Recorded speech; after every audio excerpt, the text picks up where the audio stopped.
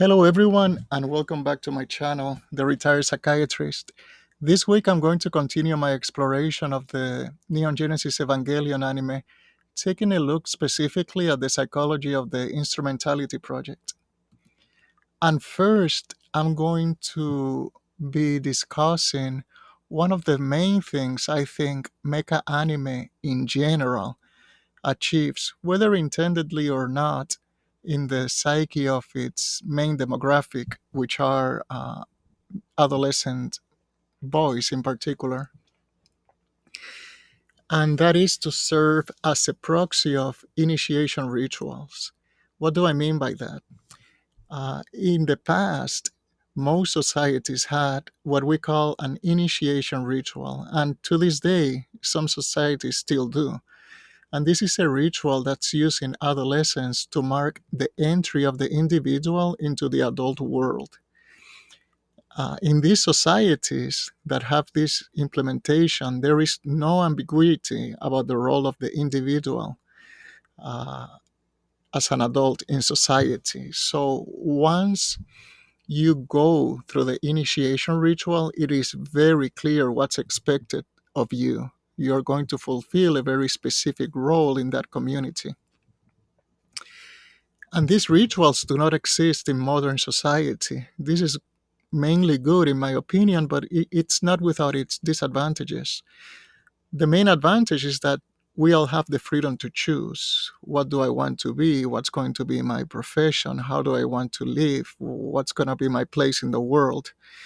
Uh, the downside is that that choice comes with anxiety. Am I making the right choice? Am I developing the right way? Am I becoming the right kind of person?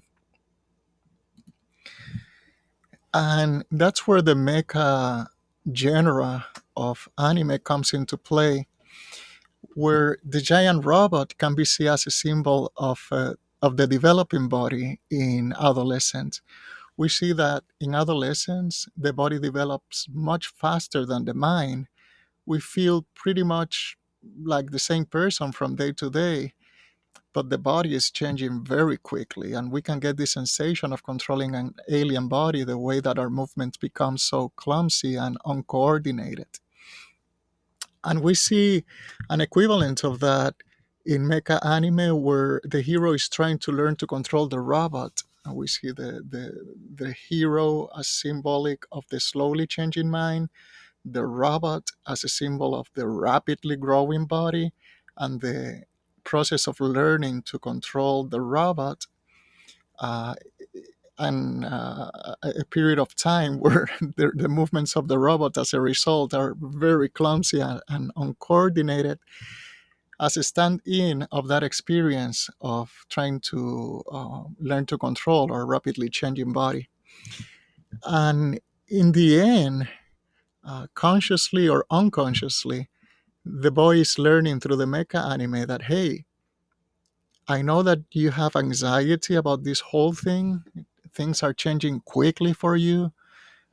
I know that you have doubts about the choices you have to make, the kind of person you want to be in the future. But just like this hero here inside the robot, chances are you're going to be okay. Everything is going to be okay. So it's building up the confidence and the hope in the young mind that this whole hectic process is going to have a good ending. The genius of Neon Genesis Evangelion in particular is that the giant robot is a proxy for the mother. And by doing that, it transcends the normal boundaries of the genre and enters the realm of the mythological. And the appeal now becomes more universal, since Shinji's journey illustrates not only the process of becoming an adult, but how to navigate any major transition in life. So, at different points in life, for different reasons, you're gonna have to face big transitions. For example, from being a toddler at home to going to school, from childhood to adolescence, from adolescence to adult, and then leaving your parents' home, starting to work, then choosing a lifelong partner, whether you're going to have children or not, the emptiness, retirement, and eventually death. And at each of these life transitions, you're going to have three choices. You can move forward and embrace the change and the growth. You can become paralyzed and stay where you are, psychologically stagnant, refusing to move on, or in the period of enter into a crisis and actually regress to a previous stage where you felt safer. And if you regress back badly enough, you're going to go psychologically all the way back to the womb, disconnecting from the world, looking for the safety of the world that existed before you were born, when you were one with your mom. And this happens, of course, in a psychological sense, where you're withdrawing from the world, looking for that safety and comfort. So, just a quick discussion of some of the terms I'm going to be using in the discussion. Ego, meaning the center of the field of consciousness. Libido, which is the psychological energy or resources, your attention, your concentration, your motivation. Introversion, which is turning the libido inwards towards your own mind. And extroversion, which is turning your libido outward towards the world. Okay. So if we consider Shinji, the hero of Evangelion, his character arc follows what Carl Jung thought was a universal pattern that he called the Night Sea Journey, the Dark Night of the Soul, or the Hero's Quest. And we see this pattern in the different myths around history in all parts of the world, as well as any other spontaneous manifestations of the unconscious, such as dreams, hallucinations, and so forth. Through this process, the libido is accumulated. The ego gathers strength and then emerges ready once again to face the world. And at the heart of the process is the union of a pair of opposites, a symbol as this self as the central source of life and energy. So every in the mind of Jung, there was a fundamental pair of opposites, which was the conscious mind and the unconscious mind. And the goal in life was to try to integrate as much as possible those two pair of opposites. If you did that, then you were going to live a fuller, more fulfilling life. And the result of that union of opposites is the self. The self is the union of, or the sum total of conscious and unconscious. That's what it means when it says a symbol of self as the central source of life. Okay. So, what is this pattern? What is this structure that Jung called the Night Sea Journey? This is a structure where the hero in the story enters a dark and foreboding place. What's happening here is that the libido that we defined earlier is being introverted. So it's moving from the outside world to the inside mind. And that process is represented in the story as the hero being swallowed by a dragon or a sea monster, or the hero going into a cave or the underworld, etc. The hero is immersed in the maternal and nurturing womb, and his self doubts and self loathing are resolved. So, as the libido is introverted, the contents of the unconscious are now activated with that energy. And if it goes down or back deep enough, it's going to activate the contents of the unconscious, including the maternal archetype. And that's where the experience of the maternal and nurturing womb comes into place. The risk here is that the hero may feel so comfortable there that he may choose not to come back. And that was Shinji's risk when he entered the Instrumentality project, that he may not come back to the outside world and stay there in the Instrumentality project.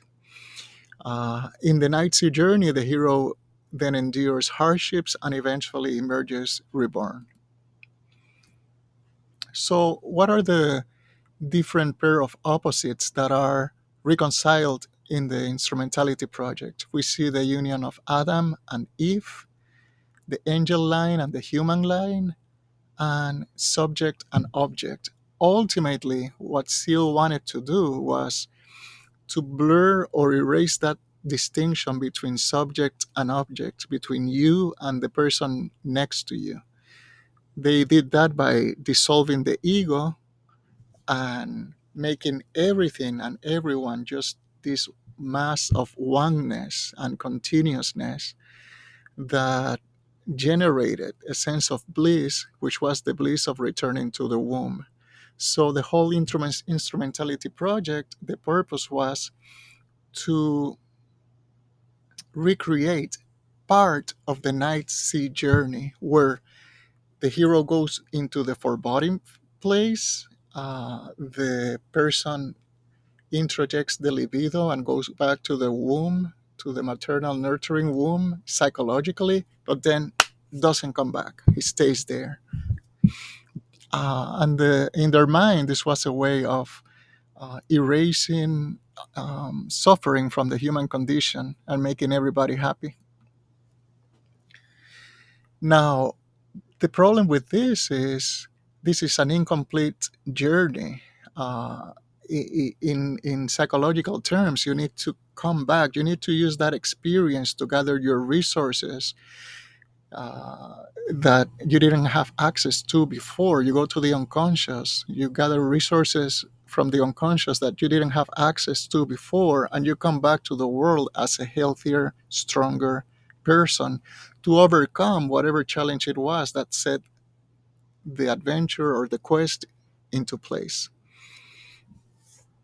And in the case of Shinji, his main goal was to learn how to relate to others and to the world. But in order to relate to others in a healthy way, first you need to know yourself. You need to relate to the other inside your own mind first before you can relate in a healthy way with other people. Because how you relate to your unconscious determines how you relate to the people in your life.